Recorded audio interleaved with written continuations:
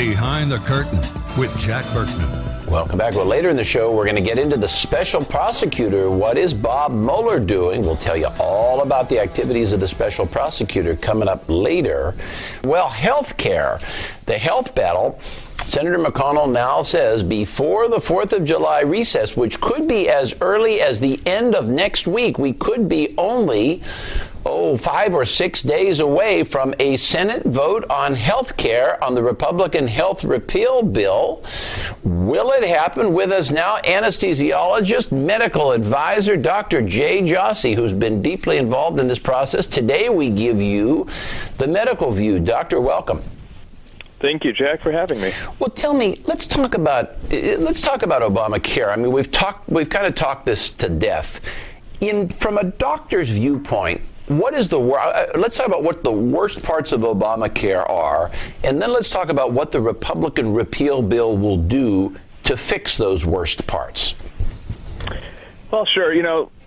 I think it's important to start from the beginning and say I really truly feel that most physicians went into the profession to try to help people, that altruistic goal of doing no harm and trying to help change the world, one person at a time. And obviously, that whole ideal has been slowly stripped away through, big business, managed care, HMO, big hospital systems, insurance companies, and consolidation.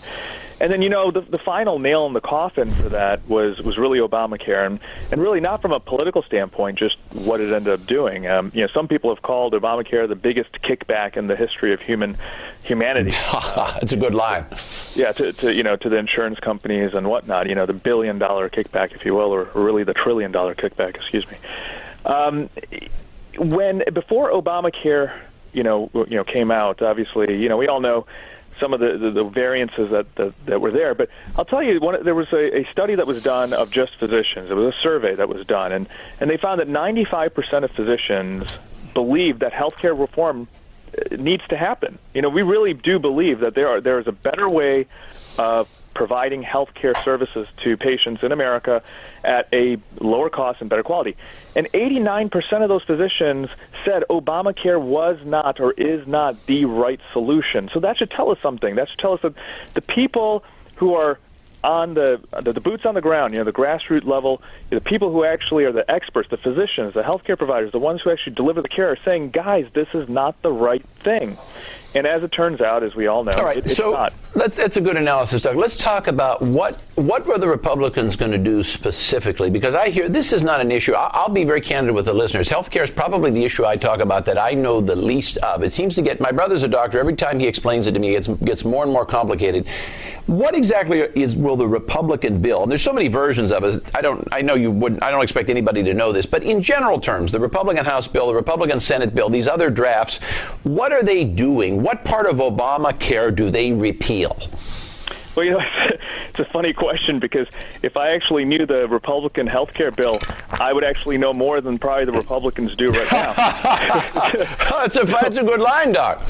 I think it was McCain tweeted yesterday that the Russians know what the Republican health care bill is, but the Republicans don't even know.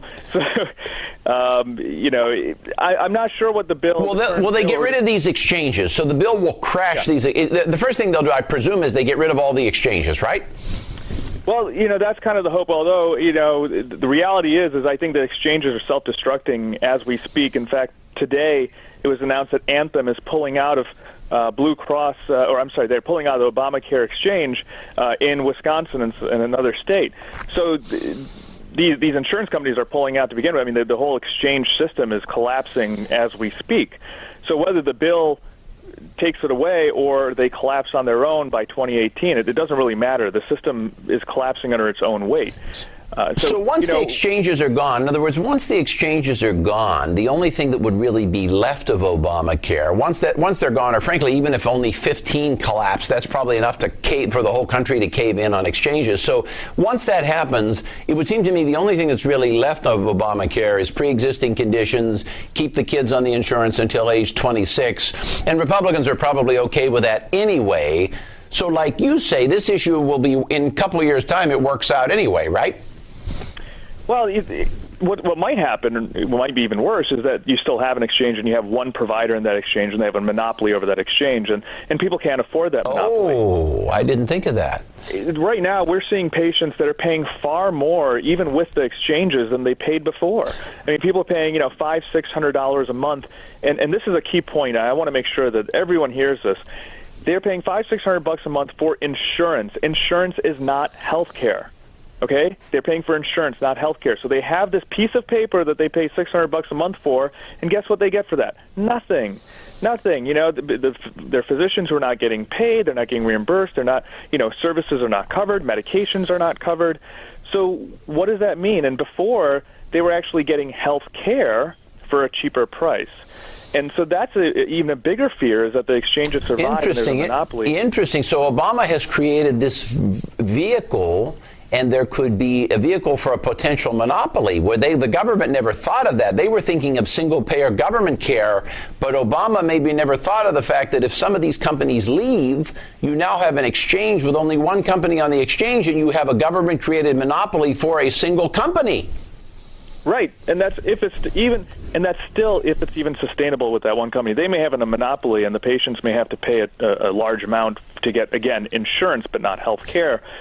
But that high premium amount may still not be enough to cover that company's expenses. So I think it'll still end up collapsing, even if a monopoly was created. Why do these insurance companies fight so hard on pre-existing conditions? I mean, don't you agree? I mean, even as a conservative, I think the country we should do pre-existing conditions. I mean, why do they fight so hard? Just in the few seconds remaining.